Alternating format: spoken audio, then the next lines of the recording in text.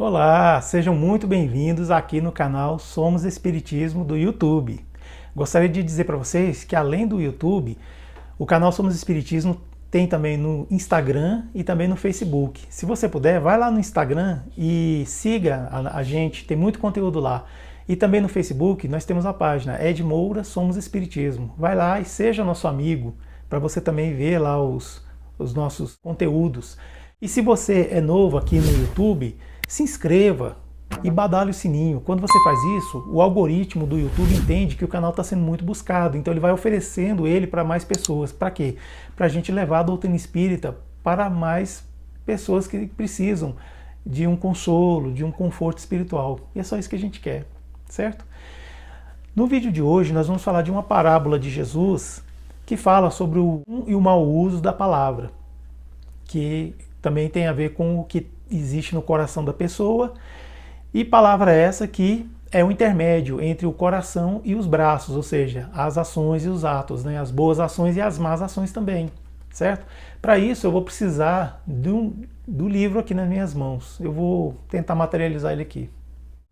Pronto, está aqui o livro. Contos e Apólogos, Chico Xavier pelo irmão X. Item 10, parábola simples. Diversos aprendizes rodeavam o Senhor em Carfanaum em discussão acesa com respeito ao poder da palavra, acentuando-lhe os bens e os males.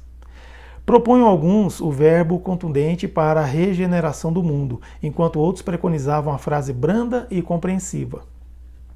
Reparando o tom de azedia que nos companheiros irritadiços, o mestre interferiu e contou uma parábola simples.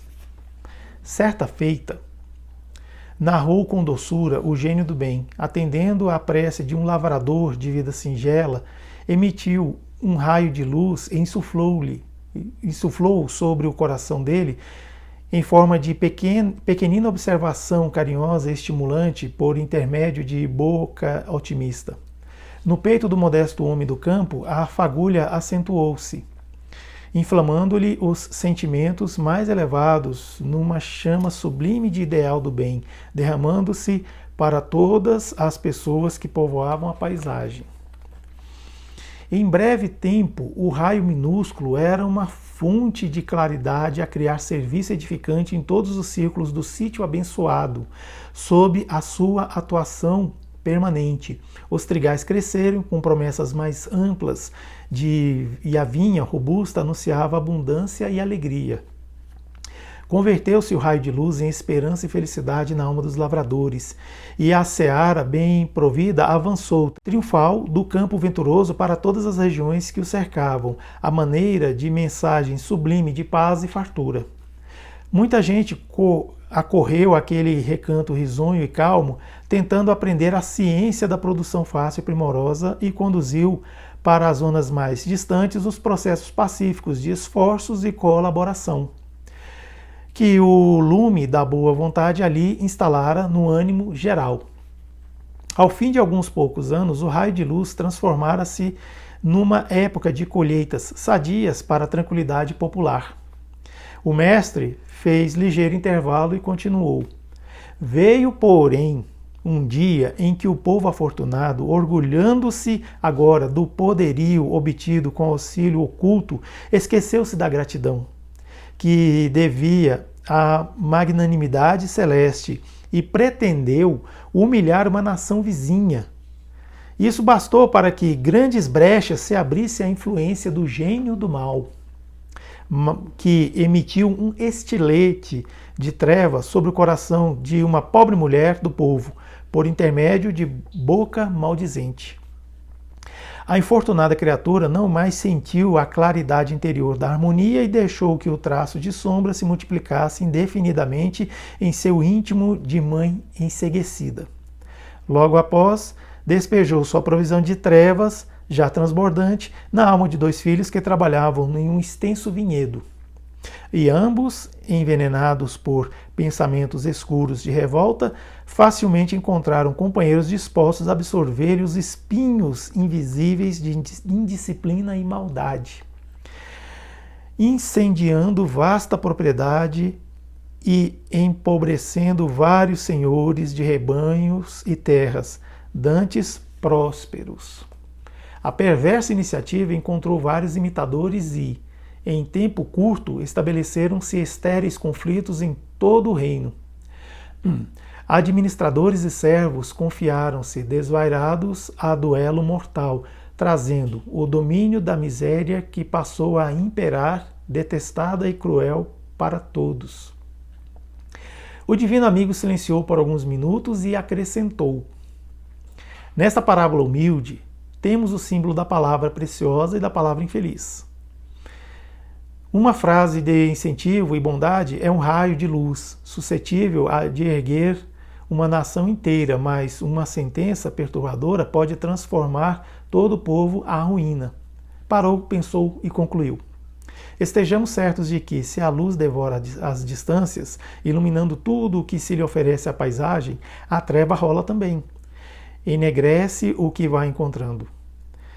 Em verdade, a ação é dos braços, mas a direção vem sempre do pensamento, por intermédio da língua. E sendo todo homem filho de Deus e herdeiro dele, na criação e na extensão da vida, ouça quem tiver ouvidos de ouvir. Então é isso, palavras do irmão X. Então a gente vê a história de uma nação, de um povoado, né? Pode ser que de repente um simples lavrador, depois de fazer uma prece e ter aquela gratidão, ele conseguiu despertar o interesse do chamado gênio do bem, que colocou nele um pouco de luz no seu coração e ele espalhou essa luz que tinha no seu coração para todo o povo.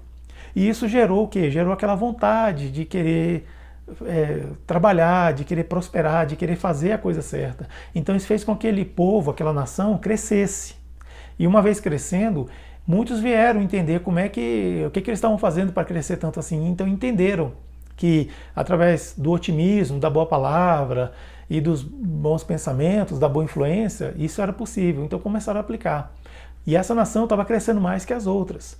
Só que chegou um momento em que eles se afastaram da gratidão. Se afastaram daquela ligação da criatura com o Criador. E isso foi o momento em que eles decidiram que ia humilhar uma nação alheia. Não sei se fizeram guerra contra essa nação, ou se mostraram, sei lá, um soft power, ou se... assim, eles humilharam essa pequena nação.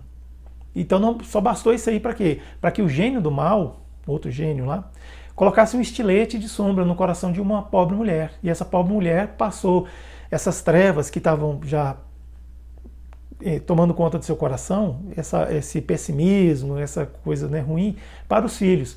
E os filhos foram espalhando isso, até que achou que pessoas que compraram a ideia deles. Então eles começaram a entrar em conflito com outros produtores lá dessa mesma cidade. Incendiaram, fizeram vandalismos e outras coisas mais. Então, quer dizer, essa nação que era grande, próspera e feliz começou a definhar e voltou a uma situação muito humílima, muito pior do que estava antes. Justamente por quê? Por isso. Então, assim, é nesses detalhes, como está aqui no livro Boa Nova, que a gente vê o poder da palavra. A palavra que provém do coração e influencia os braços, ou seja, influencia as nossas ações, influencia o que a gente vai fazer. Então, como eu não vou precisar aqui mais do livro, eu vou desmaterializar ele, tá bom? Pronto. Nessa história é muito interessante entender essa parábola de Jesus, porque a gente fica pensando sempre com relação às palavras que saem das nossas bocas, né? O que sai da boca do homem é o que está cheio o coração, né? Por isso que Jesus falava que não importa o que entra pela boca, mas sim pelo que sai. E o que sai da boca, que está cheio do coração, é o que a gente absorve. Nós absorvemos com os olhos, absorvemos com os ouvidos, absorvemos com as mãos, pelo tato também, exatamente. E isso a gente vai formando o quê? Os nossos conceitos, o nosso entendimento sobre as coisas. Aí a gente começa a fazer aquela análise, né? O que é bom, o que é ruim. E isso desperta em nós sentimentos de gratidão, sentimentos de amor, de valor, e sentimentos também de inveja, cobiça, egoísmo e outros mais. Então, assim, depende do estado evolutivo que nós temos. E quando Jesus fala lá do gênio do bem e o gênio do mal, a gente deve entender também o seguinte, que são espíritos devotados ao bem ou devotados ao mal. Isso existe no mundo espiritual. Assim, toda a literatura espírita trata sobre isso. Então, assim, esse gênio do bem, ele vendo que a pessoa estava pedindo com gratidão para que as coisas melhorassem, ele foi lá e insuflou uma luz de otimismo naquele lavrador. E ele saiu espalhando isso.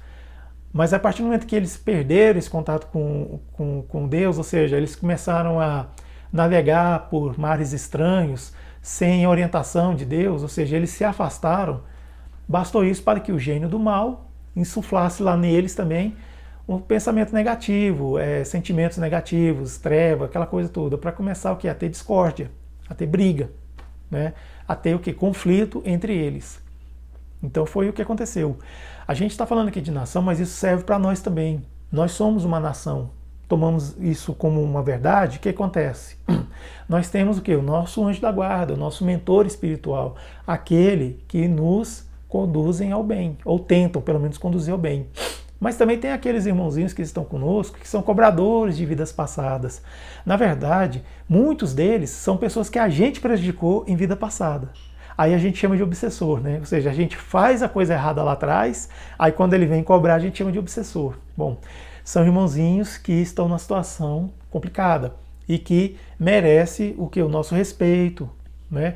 E a gente deve informar para ele que nós não somos mais aquela pessoa lá do passado, que nós temos esse nome nessa vida e que a gente está aqui nessa vida para tentar acertar. Sempre é bom a gente comunicar em prece dessa forma com ele. Então, aquela coisa. Quando a gente está numa situação limite ou de conflito ou alguma coisa assim, de decisão, nosso espírito, nosso mentor espiritual, ele vem e fala, dá dicas para nós, dá conselhos, né? Mas também tem aqueles que estão interessados naquela situação que às vezes nem sempre estão ligados a gente, está ligado naquela situação que a gente está diante. Ele vem e tenta dissuadir a gente para não fazer ou para fazer. Aí é que entra uma coisa chamada o livre-arbítrio, que é o quê? É o nosso juízo interno, é o que faz com que a gente tome decisões. Então a gente só vai usar esse livre-arbítrio, ou seja, ele só vai ser, ele não é ruim nem bom, ele é vinculado ao que nós já temos dentro de nós. Então, assim, se a gente atrai para a gente sempre conhecimentos, coisas, competências materiais, assim, não muito elevadas, o nosso livre-arbítrio vai estar nesse sentido. Mas, por outro lado, se a gente procura sempre estudar, atrair coisas boas para nós, bons conhecimentos, bons exemplos que a gente traz para nós, isso já é algo que vai nos ajudar a usar o livre-arbítrio para fazer as coisas nesse sentido.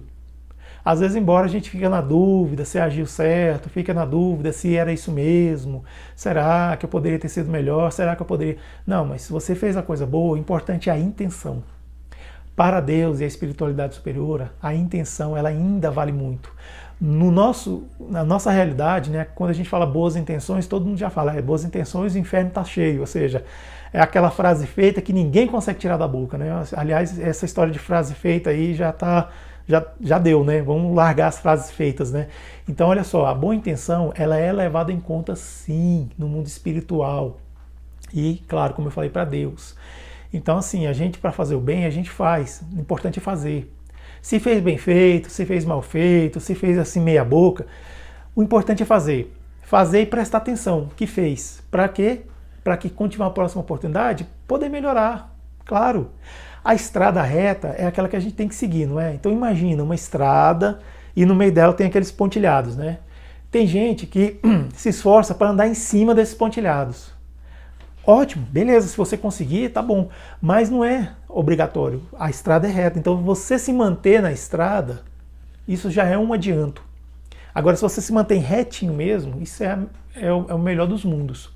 Agora, quando você sai da estrada, aí pronto, você vai pegar buraco, vai pegar trepidação, vai pegar obstáculos que pode o quê? Pode te machucar, te estragar, aquela coisa toda. Então, por isso que falo que o caminho reto é o caminho que a gente deve seguir. Sem sinuosidades, aquela coisa. E as tribulações da vida, a gente não precisa correr atrás delas, elas vêm naturalmente, a gente não precisa ir atrás de problemas, os problemas já vêm. Aquilo que a gente tem que passar, a gente vai passar nesse mundo. Por quê? Porque nós escolhemos, nós precisamos passar por isso, para quê? Para cumprir as expiações e as provas, as quais a gente tem que passar. Exatamente. Agora, essas coisas não é algo engessado, lembra? Para Deus, as coisas são flexíveis. De repente a gente veio para esse mundo para passar por um suplício grande, por um sofrimento grande. Mas aí o que a gente faz? A gente entra para a doutrina espírita, começa a fazer a caridade, tanto a caridade beneficente como a caridade benevolente. Caridade beneficente é a caridade material. É a caridade que a gente dá comida, a gente dá roupas, dá materiais escolares e até dinheiro para as pessoas desprovidas, né, de bens materiais. E a caridade benevolente é aquela caridade moral, a caridade da atenção, a caridade do carinho, a caridade da benevolência, como eu já falei, né, da indulgência, do perdão, certo? Da gente oferecer a nossa humildade para as pessoas também carentes, né, disso. Então, olha só, quando Deus vê que a gente está realmente fazendo a coisa certa, que a gente quer acertar, aí a coisa é o quê? Pode ser minimizada. Ela não vai ser excluída do nosso roteiro, mas ela pode ser minimizada. Sabe aquela historinha que todo palestrante espírita adora contar no centro espírita? Ou agora, né, claro, no centro espírita virtual, que está no YouTube, no Instagram, no Facebook, graças a Deus. Então, aquela historinha de que um homem veio aqui para a Terra e ele tinha que perder um braço porque em vidas passadas ele fez um escravo lá no engenho dele, ele esmagou o braço de um escravo que no julgamento dele não estava trabalhando bem, então ele fez isso com o escravo, então ele veio com esse propósito de perder um braço aqui na Terra. Aí ele começa a trabalhar como marceneiro e é um bom espírito, um bom trabalhador, mede um psicógrafo, ajuda, faz a caridade de todo jeito. Aí o que acontece? Ele perde o dedo, esse dedinho aqui mínimo, ó, segundo a história lá, ele perde esse dedo mínimo. E todo mundo fica chocado, nossa, mas como ele, um homem bom, caridoso, espírita, que ajuda bastante, perdeu o dedo.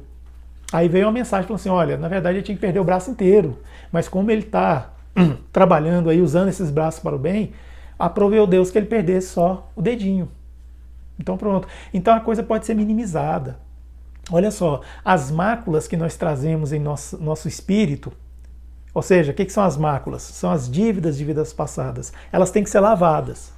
Elas podem ser lavadas com a água das lágrimas ou do suor. Lágrima é sofrimento. Ou seja, a gente vai se depurar pelo sofrimento. Mas a gente pode se depurar pelo trabalho também. Ou seja, suar a testa aqui, trabalhar. Então, aí depende da galera escolher, né? Vai escolher o quê? Vai querer sofrer ou vambora trabalhar? Vambora trabalhar, gente. Para Deus, o que é mais importante para Ele? O que é mais assim em conta? É você ficar prostrado numa cama, doente? Ou é você estar lá na lide, trabalhando, fazendo bem? Quando passar a pandemia, todo mundo tiver vacinado, tal, você ir lá, fazer o bem, fazer a caridade. Fazer vídeos, por exemplo, criar um canal no Instagram ou no YouTube, para quê? Para divulgar a doutrina espírita. Então, é usar a inteligência a seu favor. E eu estou falando de espiritismo porque eu sou espírita, mas isso vale também para as igrejas evangélicas, vale para a igreja católica, vale para as religiões não cristãs, certo? Vale para tudo. É aquela coisa. A gente pode ir pelo amor ou pela dor, não é verdade? Pelo amor, a gente vai por livre e espontânea vontade. Já pela dor, não, a gente ou vai ou vai. Então, cabe a nós escolhermos. Se você gostou desse vídeo, eu já vou pedir para você então, curte esse vídeo. Se você não gostou, comenta aqui para mim. Se você gostou também, comenta, que seu comentário é muito importante, me ajuda a crescer, a realmente me entender melhor, né, fazendo esses vídeos. Se você é nova ou novo por aqui, se inscreva no canal, por favor, tá? E ative o sininho. Compartilhe esse vídeo com quem você gostaria que tomasse conhecimento do que foi falado aqui, tá certo? Aqui vai aparecer alguns cards para você poder maratonar e ver outros vídeos nossos, tá bom? Então é isso. Fica com Deus. Muito obrigado.